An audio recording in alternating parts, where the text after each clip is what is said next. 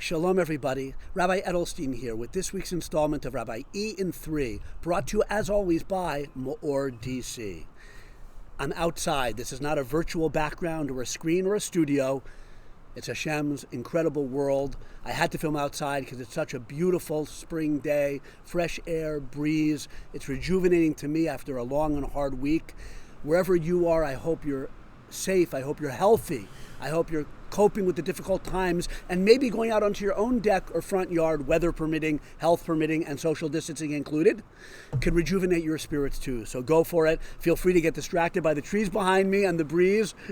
Let my words lull you into a nap. If that'll be good for you, I'm cool with that.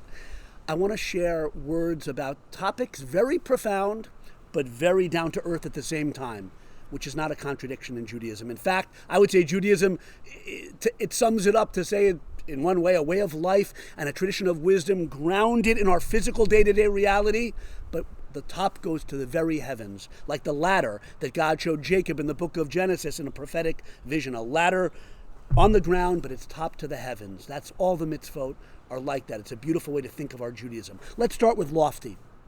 This Shabbos is called Shabbos HaGadol, the Great Shabbos. Not too many Shabbats in the year have their own name. This one does. Why is it called the Great Shabbos? Many reasons given. Most simply, maybe most beautifully, it precedes the great day of Passover. The Shabbos right before Passover, that day, and we commemorate and relive that holiday this coming week, of course, that day when God took us out from physical bondage to freedom, from spiritual enslavement and idolatry, to bring us close to Him, to serve Him, to be His people. A great Shabbos before the great and awesome day of Pesach. But it's also another reason we read in the Haftorah this Shabbos, after Tzav, the normal Torah reading from the book of Leviticus, we read a Haftorah, the last words of the last Jewish prophet Malachi.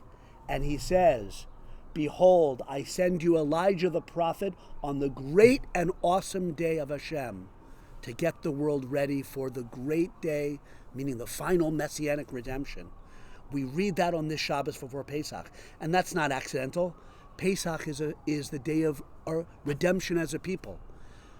The future redemption of all mankind is just the continuation and the culmination of Pesach. A world of physical and spiritual freedom which we look forward to. And if you never thought about it before, Malachi mentions Elijah the prophet. We pour a cup for Elijah the prophet at the Seder. That's why. Because we're linking up the redemption and the reliving of the redemption of Egypt to the final redemption of mankind, which is its culmination. That's lofty. Every Shabbos, though, is great. And I have an idea for everyone, the Jewish people. It's not my idea. Keep Shabbos to some extent. Bring more Shabbos into your life, in your home this week. Olami, the organization that MEOR gets funding from, has a campaign. Thank God it's Shabbos. I'll share a video a little later on my webpage. This week, on my Facebook page, this week they're encouraging people to light Shabbos candles. Bring the great and illuminating and truly awesome, but also peaceful light of Shabbos and Shabbos candles into your homes.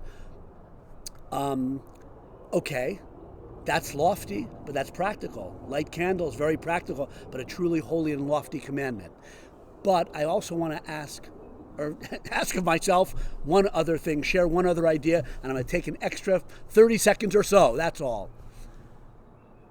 Whether or not you light candles, whether or not you do other Shabbat things, you can bring the peace and the shalom of Shabbat into your homes. How much we all need. We're all inside with each other, families that love each other, of course, but have never been in such close contact.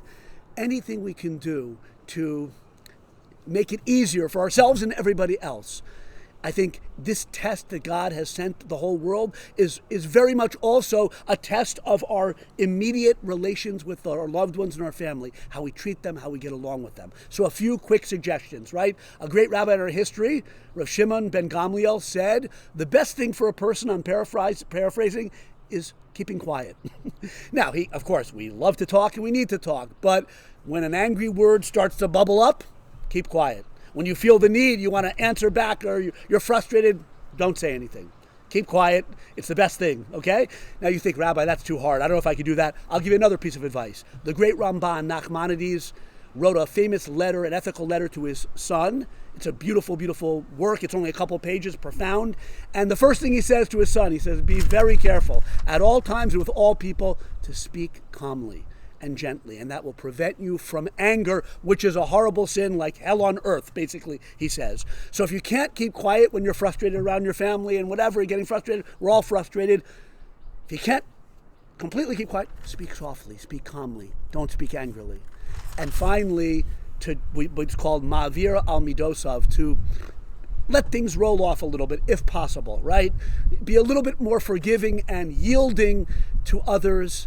We can get through this together. So this is a great training ground. And this is lofty, right? This is not down to earth, how we talk, what we say, how we control ourselves. That's very down to earth. But oh boy, it's lofty, because that's molding and refining our character. And I do believe, like I said, that's one of the meanings of this test that God has sent us, to refine and mold our character, also to unify us. May it be a great Shabbos for the Jewish people, for the whole world, a peaceful Shabbos, light candles, if you can, bring in the restfulness of Shabbos, and let's be silent when we have nothing nice to say, or speak softly,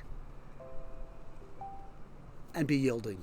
Have a great Shabbos. Thank you so much for patiently listening to me over my 3 minutes, Rabbi E in 3 times 2. Bye-bye. Good Shabbos.